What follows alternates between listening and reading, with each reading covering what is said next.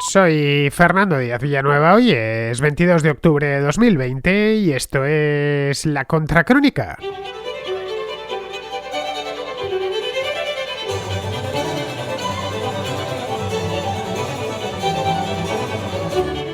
Este domingo se celebra en Chile el plebiscito nacional para determinar si los ciudadanos chilenos desean iniciar un proceso constituyente. Un proceso constituyente que alumbre, evidentemente, pues una nueva constitución. La constitución actualmente en vigor data del año 1980, es decir, tiene 40 años de vida, aunque ha sido reformada pues un montón de veces, en concreto en 22 ocasiones, me lo he apuntado aquí. Es decir, esto nos viene a decir que ha sido reformada o modificada pues una vez cada 2 años, de promedio. Lo que plantean ahora es no reformar más esta Constitución del 80, sino empezar de cero con una nueva Carta Magna de nuevo cuño. Algo así no estaba en la agenda pública chilena hasta hace un año, cuando se produjo una oleada de protestas populares, bastante violenta, por cierto, que pusieron al gobierno de Sebastián Piñera en jaque. El Congreso puso entonces en marcha la idea de un plebiscito constitucional porque, a juicio de sus promotores, el origen del descontento en Chile, que se pudo ver en las calles de Santiago y de otras ciudades chilenas hace un año, se debía a la Constitución de 1980 y todos los problemas pues, que esa Constitución tenía. En principio, esta consulta, este plebiscito constitucional, iba a realizarse en el mes de abril, pero bueno, en abril estábamos como estábamos, también en Chile. En abril la pandemia lo impidió, así que lo movieron hasta el mes de octubre, hasta este domingo, 25 de octubre, y ha venido a coincidir con el aniversario de las protestas, cosa que grupos de radicales se encargaron de recordar esta misma semana, quemando un par de iglesias en Santiago de Chile y saqueando establecimientos comerciales. El plebiscito, de cualquier modo, cuenta con bastante apoyo popular, también una nueva constitución, tal y como se desprende de las encuestas realizadas en el país a lo largo del último año, especialmente las más recientes, las que se han realizado en los últimos meses, por lo que lo más probable es que los chilenos den el sí a un proceso constituyente del que aún no se sabe lo que va a salir.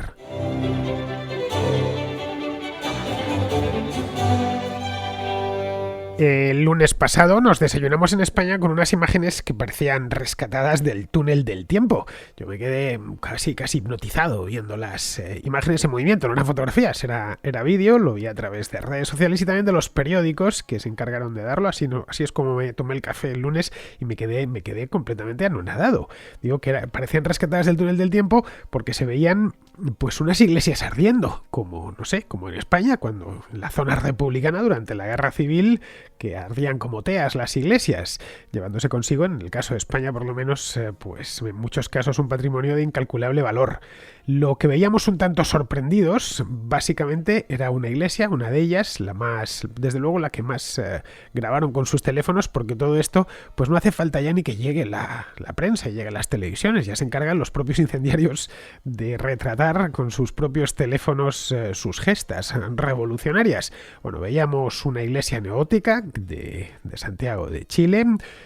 Es una iglesia, estuve mirando, no era muy antigua, de mediados del siglo XIX, pero bueno, evidentemente no muy antigua para estándares españoles, pero para estándares chilenos sí que era antigua, claro. Una iglesia del año 1860 o 1870, pues es cuando estaba recién nacida la República de Chile. Bueno, la cuestión es que la veíamos arder pues como una falla valenciana.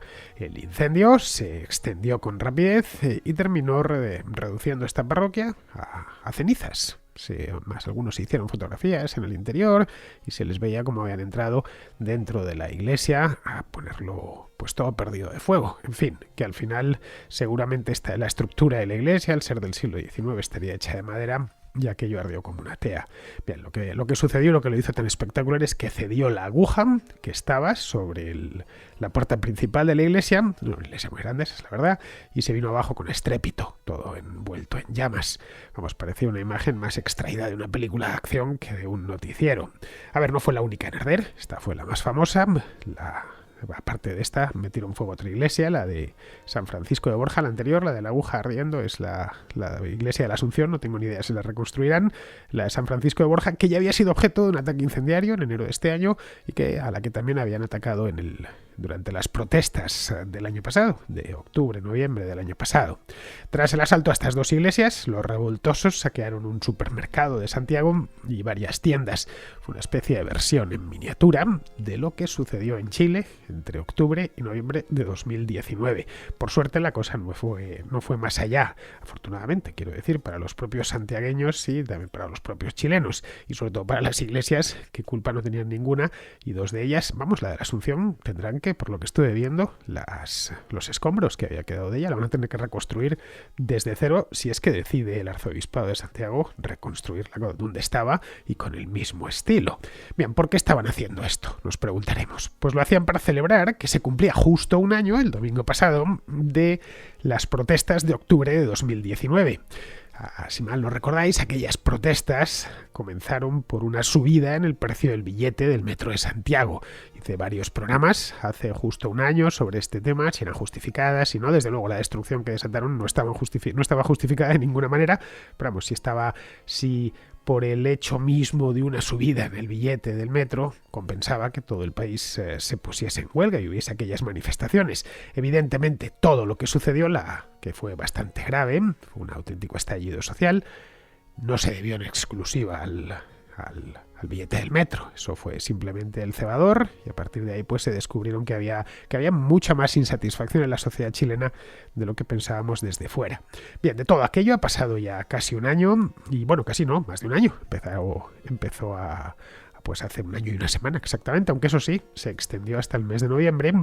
Y ha pasado no solo un año, sino que han pasado muchas cosas más. Chile ha tenido que enfrentarse a la pandemia de COVID-19, que como bien sabemos ha pegado bastante duro al país. La economía se ha resentido bastante, como por lo demás todas las economías del mundo.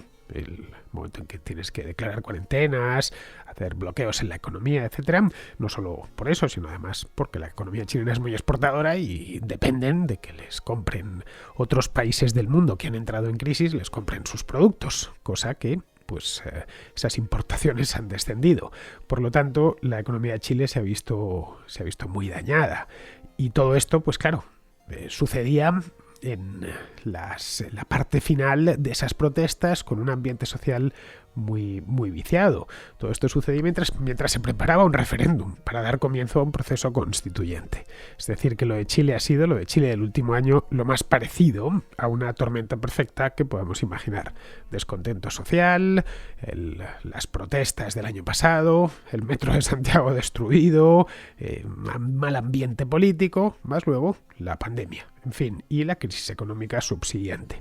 El plebiscito en cuestión, que se empezó a anunciar pues poco después de terminadas las protestas, cuando ya el Congreso chileno anunció que su intención era esa, el presidente pasó por el aro y dijo que no tenía ningún problema en absoluto.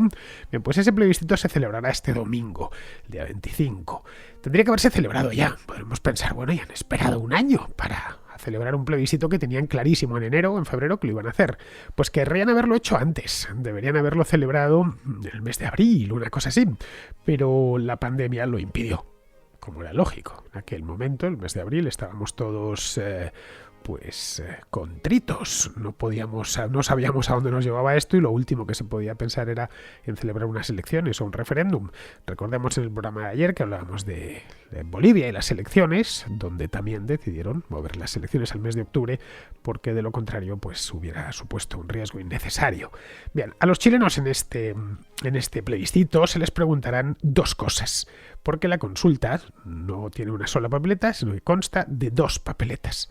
La primera dice textualmente, y esto lo estoy leyendo de la misma papeleta, es una papeleta de color blanco, la tengo aquí delante, y dice textualmente: ¿quiere usted una nueva constitución? Por el encabezado de Plebiscito Nacional 2020. En un lado pone, a la izquierda pone apruebo y a la derecha pone rechazo, nada más. Eso es la primera papeleta. Una pregunta que no va cargada, es ¿quiere usted o no quiere usted una nueva constitución? ¿Lo acepto o lo rechazo?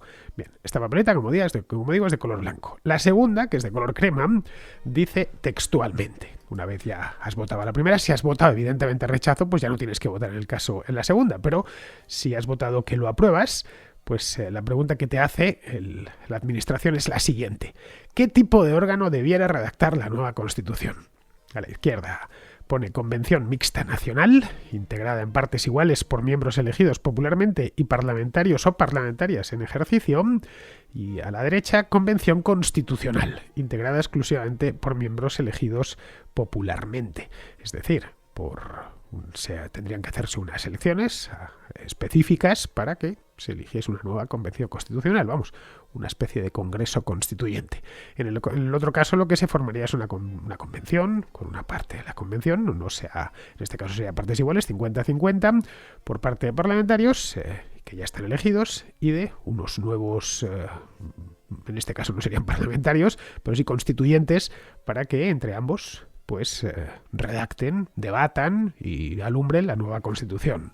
Si los chilenos aprueban la Constitución, es decir, por mayoría, si los chilenos que aprueban la nueva Constitución son más que los que la rechazan, a partir de ese momento se pondrá en marcha un proceso constituyente, sin más ni más, que no se le puede llamar de otra manera, empezando por unas elecciones para elegir a los miembros de la convención, ya sea porque en la segunda papeleta se ha elegido que hace falta una convención nueva, o porque se ha elegido que el 50% de esa convención habrá que elegirla.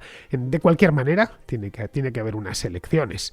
Estas elecciones ya tienen fecha, tendrían lugar en abril del año 2021. Que como podemos ver, la cosa va para largo y promete durar bastante, porque cuando esa convención se haya constituido, después de esas elecciones en abril de 2021, es decir, en el mes de mayo o una cosa así, empezarán ya a redactar la Constitución propiamente dicha. Una Constitución no se redacta en 10 días, probablemente tampoco en 10 meses. Una Constitución, si partes desde cero, no están reformando la anterior, les va a llevar probablemente un año. Es posible que les lleve incluso más. Y una vez terminado ese documento y que quede aprobada por la mayoría de la Constitución, digo yo que habrá que pasarla de nuevo por las urnas para que los ciudadanos ya definitivamente la aprueben.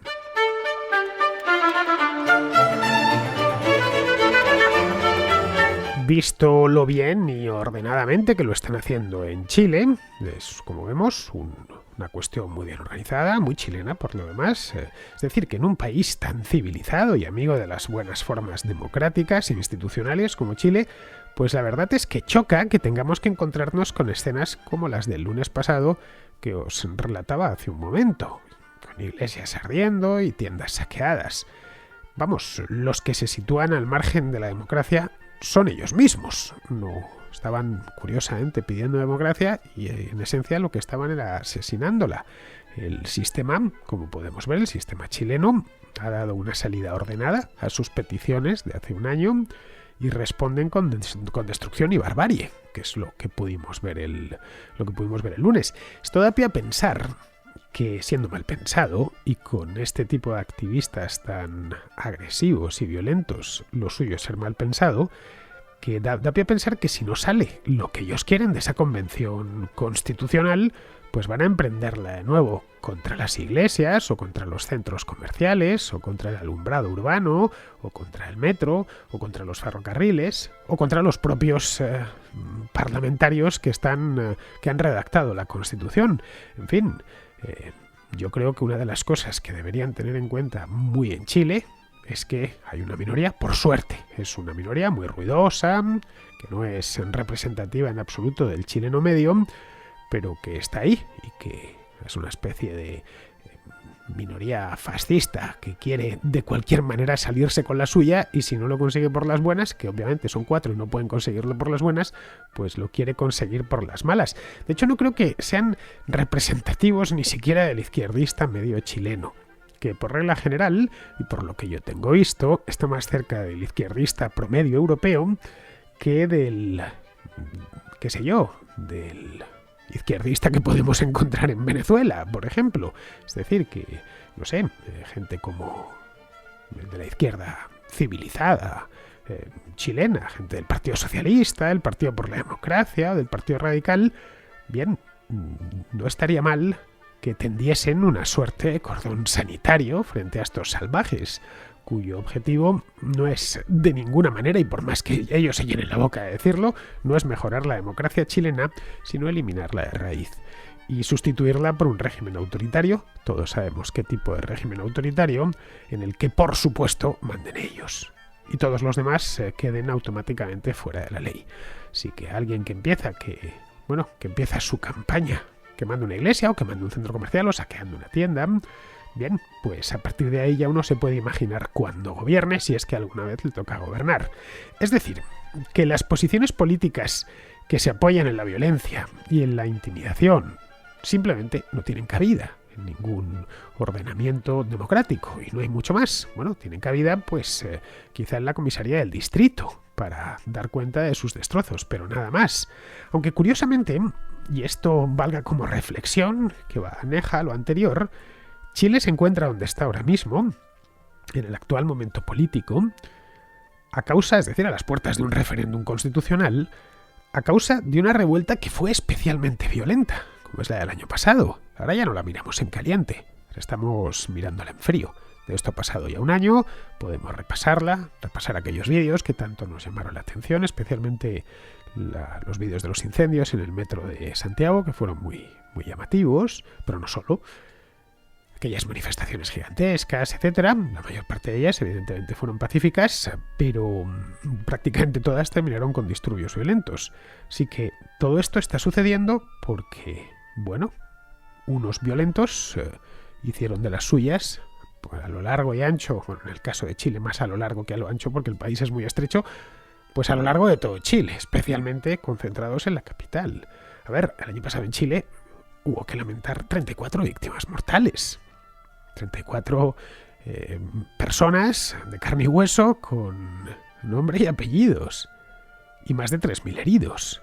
Por eso, por no hablar, claro está, de las pérdidas materiales, cuyo coste se estimó en más de 3.000 millones de dólares. La cantidad, esto son miles de millones de pesos. Es una cantidad disparatada. El metro de Santiago quedó muy dañado. También la red de autobuses, porque les dio por meter fuego a los autobuses. Pero hubo, en fin, centros comerciales, algunas iglesias, por supuesto, como esta de San Francisco de Borja que os acabo de contar, que ya le metieron mano el año pasado. La fijación que tiene la extrema izquierda chilena con las iglesias es digna de estudio, en serio lo digo. A la izquierda española le queda algo, pero ya no son incendiarios de iglesias como lo fueron en el pasado. Es curioso además porque en Chile la Iglesia y el Estado están separados desde hace nada más y nada menos que 100 años. No es que sea un Estado confesional católico y por lo tanto estén denunciando algo que está ahí que quieren desmontar. Que hay, no sé, ministros que son obispos y cosas por el estilo, que el Congreso Nacional está lleno de birretes cardenalicios. No, en absoluto. Está completamente separado. Bueno, de hecho, en Chile, desde hace un siglo, impera la más absoluta libertad de culto. El país es mayoritariamente católico, pero también hay muchos protestantes y, por supuesto, un montón de ateos y de agnósticos.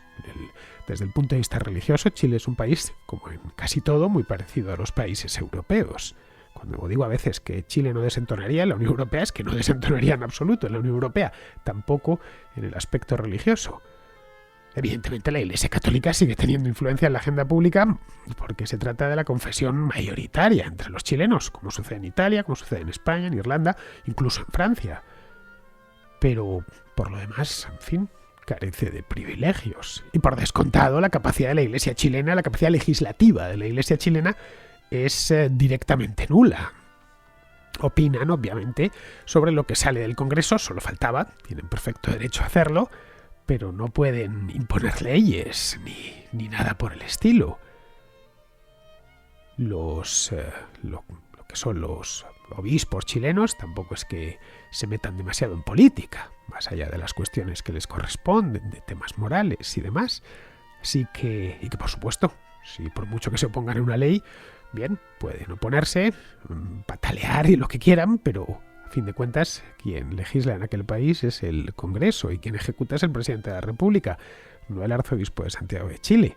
Así que creo que esto de la fijación, como os decía, que tiene la izquierda chilena por la Iglesia, concretamente por la Iglesia Católica, creo que entra más dentro de esas obsesiones inexplicables y que luego además en el apartado de propaganda da buenos réditos. Porque para muchos quemar una iglesia supone algo así como el epítome del programa revolucionario. En el año 2020, si estuviésemos hablando de 1909, pues uno podría entenderlo, entra dentro de las coordenadas históricas de aquella época. Pero en 2020 pensar que el epítome de la revolución es meter fuego a una iglesia y quedarse fascinado fuera con el teléfono grabándolo, como si se estuviese dando la vuelta al calcetín y alumbrando un mundo nuevo. Esa frase de la única iglesia que ilumina es la que arde, pues es del siglo pasado, pero de principios del siglo pasado. No de este siglo. Vamos, no de este siglo, por lo menos en el resto del mundo, que no en Chile. En fin, lo más probable es que la Convención Constitucional salga adelante. Eso es lo que nos dicen las encuestas. Y bien, a no ser que hayan mentido la mayor parte de chilenos, pues lo que más no prácticamente todas las encuestas nos lo dicen así, en las que se han realizado a lo largo de los 2 últimos meses, que es cuando dio comienzo la campaña oficial empezó a finales de agosto, pues entre un 70 y un 80% de los consultados están a favor de abrir el proceso, o de abrir el melón en este caso, para ver lo que hay dentro y a partir de ahí pues cultivar un melón nuevo. Lo que no sabemos aún, no tenemos ni idea, es cuántos irán a votar. Esta es una pregunta muy oportuna en el caso de Chile. En Chile el voto es voluntario y lo cierto es que la participación no es muy alta en las elecciones. Esto ya lo hablábamos cuando hace 3 años, los que escuchaseis la contracrónica en aquel entonces, hice varios programas sobre las elecciones chilenas y comentaba en aquel momento que en Chile tenían un problema con la participación porque era muy bajita. En las de 2017, en la segunda vuelta, votó solo el 49% del censo electoral, que es, comparación con otros países, es muy poco. Bueno, en la primera vuelta fue incluso menor, fue solo el 46%. En 2013 he ido a echar un vistazo y en la segunda vuelta votó solo el 41% del censo. En fin, yo creo que para un cambio de esta magnitud sería oportuno que la cantidad de chilenos que se deciden a votar sea lo suficientemente grande. ¿Para qué? Sea representativo de la voluntad popular. Es decir, que no haya medio país imponiendo la voluntad al otro medio. Si tuviesen una participación del 40 al 41%, como sucedió en 2013 en las elecciones, pues a mí me parece que sería poco y podría dar lugar a problemas posteriores. Es decir, tiene que haber mucha gente votando, caray. No me atrevería a decir un número exacto, pero no por debajo del 70%, desde luego, de participación. También se les ha preguntado por la segunda papeleta, no solo por la primera, la relativa a quién debería redactar la nueva Constitución. Ahí la mayoría, más o menos un 50-60%, prefiere que sea una convención mixta entre parlamentarios ya en ejercicio y otros elegidos para esta tarea. Así que los resultados no los conocemos aún porque no se ha celebrado, no olvidemos, estamos todavía a jueves y no lo sabremos hasta el domingo por la noche o el lunes por la mañana. Pero vamos, es fácil imaginarlos con estos sondeos que tenemos. Solo falta saber hasta dónde llegará la abstención. Y lo más importante aún, creo que esta es una de las preguntas clave, ¿qué tipo de constitución quieren hacer? Esto nos la tendremos que hacer después, a partir del día después. Porque la actual, con todos sus defectos, la de 1980, ha permitido a Chile convertirse en la mejor democracia de la América hispana y en el país más próspero y libre al sur del Río Grande. A ver, lo bueno, indiscutiblemente se puede mejorar, pero también, y a menudo, se puede empeorar.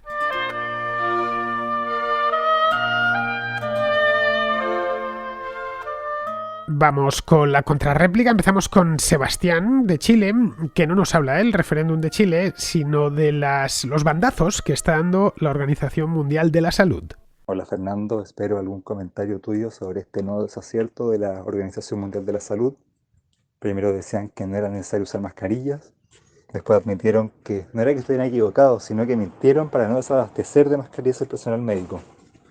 Y esto de mentir porque creen saber qué es lo mejor para la población me parece pero macabro y una cosa que solo se ve en películas. Después dijeron que no era necesario hacer tantos test PCR. Argentina siguió su consejo y mira cómo están. Y ahora acaban de admitir que no es necesario hacer cuarentena y de hecho les piden a los países que dejen de decretar cuarentenas porque el remedio es peor que la enfermedad.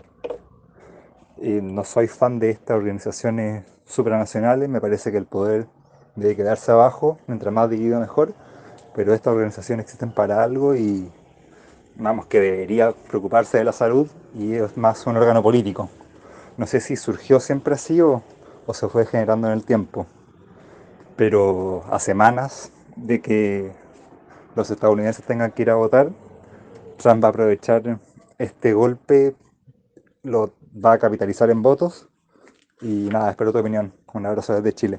Bueno, Sebastián, la OMS se ha visto superada por este asunto de la COVID. Además, se ha visto superada desde el primer momento. Se podrá hacer el día de mañana una cronología completa de todo lo que ha ido haciendo y sus bandazos. Y ha ido yendo de un lado a otro como una especie de boxeador sonado. Es decir, lo que hoy recomiendan encarecidamente, dentro de 3 meses, pues lo desaconsejan y viceversa. Su problema principal es que quieren contentar a todos los países y a todos los gobiernos. Y claro, eso es imposible, porque cada país ha escogido su propia vía de combatir esto de la COVID. Al final, pues se han quedado para decirnos que lo mejor que podemos hacer es bailar una canción de los años 70. Una canción muy famosa, por lo demás, titulada We Are Family. No sé yo si es que Tedros Adhanom ya se ha dado a la bebida o que se está riendo de nosotros, pero bueno. Bien, vamos ahora con Michelle, que vuelve con el tema este del origen del coronavirus, del que hablábamos ayer. Buenos días, Fernando. Llevo ya muchos meses siguiendo tu extraordinario trabajo y me quería tirar a la piscina por primera vez y participar de una vez por todas.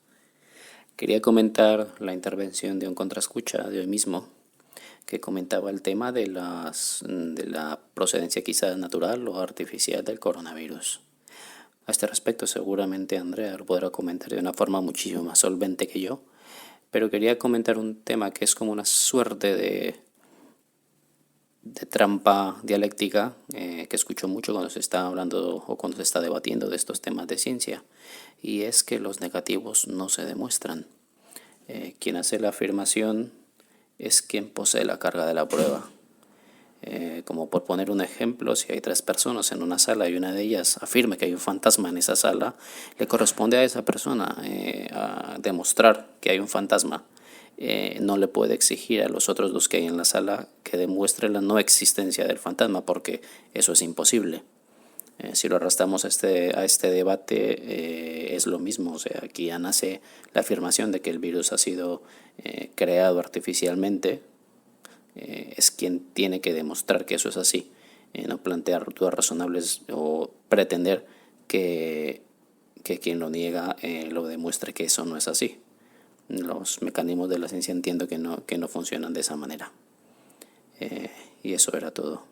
Hasta luego. Naturalmente, Michel, el que afirma tiene que probar. Esto es un principio jurídico del derecho romano que se resume en una frase: affirmante incumbit probatio, que es muy famosa, cualquier abogado la conoce. Es decir, a quien afirma incumbe la prueba. En este tema tenemos dos afirmaciones, como contaba ayer, y los defensores de ambas aportan sus pruebas. Los que afirman que es zoonótico, pues su prueba es que este tipo de coronavirus se ha encontrado ya en animales, luego consideran seguro que viene de ahí. Lo que no saben es, a ciencia cierta, es el vehículo o los vehículos que ha empleado el virus para llegar hasta nuestra especie. Los que afirman que esto se creó en un laboratorio, que es de factura humana, vamos, aportan simples indicios. Vamos, es que no son ni siquiera pruebas. Del tipo, pues hay un laboratorio en Wuhan virológico que se dedica a investigar estas cosas y tal, y que evidentemente pues ha salido de ahí.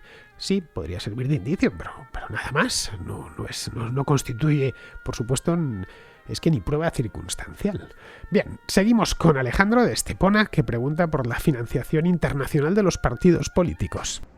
Y bueno, te doy la enhorabuena de nuevo por tus programas, que no me pierdo ni uno, sobre todo desde que me he hecho patrono, que disfruto también de los contrapuntos y el resto de pildoritas que nos dejas. Yo te envío este audio para comentar sobre la financiación ilegal e internacional de los partidos políticos. Y es que cuando oímos hablar de ejemplos como que Podemos ha sido financiado por el gobierno de Venezuela, que Vox fue financiado por grupos iraníes, o ya si nos vamos más atrás en el tiempo, que siempre hemos escuchado que hubo indicios de que la UCD se financió de países árabes o el Partido Comunista con fondos suizos y norteamericanos. Entonces, yo me hago la pregunta de si es realmente ilegal la financiación internacional y por qué. Porque se oye mucho sobre este tema, los partidos políticos se señalan unos a otros sobre él, pero luego nunca se llega a nada judicialmente, o al menos no nos llega a nosotros. La segunda pregunta que yo me hago es en qué se benefician los gobiernos como el de Venezuela financiando a partidos de otros países. No sé si es que intentan expandir la ideología comunista o buscan apoyos internacionales, pero claro, en el ejemplo de Venezuela vemos cómo debería de barrer bien su casa antes de quitar el polvo en el resto del mundo. En fin, a ver si nos puedes comentar algo sobre esto. Muchas gracias, un saludo. Pues mira, Alejandro, la financiación internacional en España no es ilegal para los partidos políticos siempre y cuando sea pública y esté sometida al control del Tribunal de Cuentas y se ajuste a la ley de financiación de partidos políticos, que es, creo que el último repaso se lo dio Rajoy hace unos años a esa ley. A ver, cualquiera, desde cualquier lugar del mundo, puede entregar fondos a un partido político en España, pero esos fondos deben ser contabilizados, nada más, y se debe informar al Tribunal de Cuentas. Lo que no es tan permitido en España son las donaciones anónimas. Eso sí que no lo puedes hacer. Y todas las donaciones, creo que son, no sé si 25 o 30.000 euros, que superen esa cantidad a un partido político, todo eso ha de ser notificado inmediatamente al Tribunal de Cuentas. Respecto a lo que preguntas sobre las donaciones venezolanas, a lo que hacen a distintos partidos por el mundo, a ver, lo que regímenes como el bolivariano buscan es extender su ideario por el mundo. Y bueno, ya de paso, pues conseguir aliados, en el caso de que esos partidos consigan llegar al poder o directamente se queden simplemente como minoría parlamentaria, pero bueno, que tengan voz y voto en los parlamentos de cada país, ¿no? Pero claro, al ser una dictadura, pues y no con demasiada buena prensa, queda feo decir públicamente que te está financiando un gobierno dictatorial. Por eso los que reciben dinero de Venezuela pues han tratado siempre de ocultarlo, de esconderlo detrás de fundaciones, de institutos y de cosas así. Esa es la razón. Bien, seguimos con Pablo, que nos comenta lo del iPhone y los cargadores y los auriculares que hablábamos aquí el otro día, Quintana Paz y yo. Hola Fernando, buenos días. Bueno, ante todo enhorabuena por el programa que escucho todos los días. Solo quería hacer un pequeño comentario acerca de lo que estáis contando sobre los nuevos iPhones que no incluyen el cargador, etcétera. Estoy totalmente de acuerdo con vosotros en que es una estrategia de marketing de alguna forma, ¿no? Por todo esto que estamos viendo sobre el clima y demás. Pero para ser justos hay que decir que Apple siempre ha sido pionero en muchas cosas que todas las demás empresas han seguido después. En el tema de los AirPods, por ejemplo, y que han quitado el jack de este pequeño para conectar los auriculares. Al final ahora todos tenemos auriculares Bluetooth prácticamente, entonces es un tema en los que ellos suelen ir primero y acaban moviendo la tecnología hacia adelante. Son los que se atreven pues porque pueden de alguna manera. Y para finalizar el tema de no incluir el cargador, yo no creo que Apple haya hecho nada raro y creo que tienen razón. La mayoría de dispositivos que yo compro ahora mismo, pues pequeños cascos, el reloj para correr y demás, ya no traen el transformador porque todos tenemos en casa tropecientos transformadores. El siguiente paso es eliminar el cablecito USB y no veo ninguna diferencia. Todos los que hemos tenido ya un dispositivo anterior, por ejemplo un iPhone, un iPad, ya tenemos ese cable y ese cargador, así que es normal que si continúas comprando tecnología de la misma marca ya lo tengas. Si lo tenía que haber abaratado más o no, eso ya no entro, pero es un movimiento totalmente lógico, yo creo. Y luego otra cosa más, por si la gente no lo sabe, ya hay cables USB que venden muy baratos en Amazon, por ejemplo, en los que tienes diferentes salidas. Yo tengo varios de esos por toda la casa y ya no necesitas comprar más, a no ser que cambien los estándares de conexión USB o este de aquí que tiene Mac. Entonces simplemente eso, que tampoco hace falta machacar a Apple porque no creo que hayan hecho nada fuera de lo común, y el que necesite un transformador y no lo tenga, que es raro que ocurra, pues que se lo compre, tampoco pasa nada, valen 4 perras. Venga, un saludo y enhorabuena otra vez por tu programa. Pues mira, Pablo, a mí no me cabe la menor duda de que la intención que les mueve a los de Apple es retirar 2 accesorios que prácticamente todo el mundo tiene. Y así, pues, bueno, se ahorran unos dólares que pueden repercutir, uno, en una rebaja del precio del terminal, informarlo así, Bien, pues como vamos a quitar esto, vamos a hacer una pequeña rebaja en los terminales. O dos, que simplemente pues empiezan a vender con márgenes mayores. Es decir, beneficiar al cliente o beneficiar al accionista. No hay más. Porque si venden con márgenes mayores, pues la empresa ganará más dinero y el accionista verá como su acción se revaloriza y además pues podría recibir un dividendo mayor. Nada más. A mí me parece perfectamente lógico ambas cosas, ¿eh? A ver, no hay ningún problema. Lo que ya no es tan de recibo, caray, es que nos vengan con la milonga del CO2. Caray, que digan la verdad. Porque algo así como, miren, ustedes ya tienen cargador. Tienen cable de carga, por supuesto, lo cual es cierto. Yo tengo cargadores, no sé ni qué hacer con ellos, porque a veces los tiro. Porque cada cosa que he ido comprando a lo largo de los últimos, ¿cuánto? 10, 15 años, todo traía su cargadorcito y su cable, los cablecitos esos que son de USB a micro USB, no sé ni cuántos han podido pasar por mis manos en los últimos 10 años. Pero al final, evidentemente, pues terminas tirando alguno. Eso es evidente. Todos lo sabemos. Y que te lo digan así, como ya tienen de eso, y además si quieren comprarse uno nuevo no es muy caro. Bueno, y tienen además auriculares, os han comprado unos auriculares estupendos de estos de marca que son inalámbricos y tal. Pues, ¿para qué vamos a dar unos auriculares que luego no va a utilizar? Bien, pues vamos a dejar de incluirlos en las cajas de los productos y a cambio pues bajaremos algo el precio. O directamente no bajaremos nada el precio y hasta ahí no decimos nada, simplemente dejamos de incluirlo. Y fuera, asunto resuelto. Pero no, nos vienen con el cuento este buenista que vamos, por poco nos piden que les demos las gracias y que les hagamos un monumento, no sé. Bueno, vamos ahora con Humberto de Ecuador, que se pregunta si habrá una nueva edición de COVID. ¿Qué tal, Fernando? ¿Cómo estás? Enhorabuena por tu programa nuevamente. Aquí desde Ecuador. Y a mí lo que me preocupa es que el día de mañana pueda haber un COVID-3 y volver a pasar fácilmente. Hay que ver, evaluar, ir pensando cómo los países deben tener la responsabilidad social de cerrar fronteras, avisar.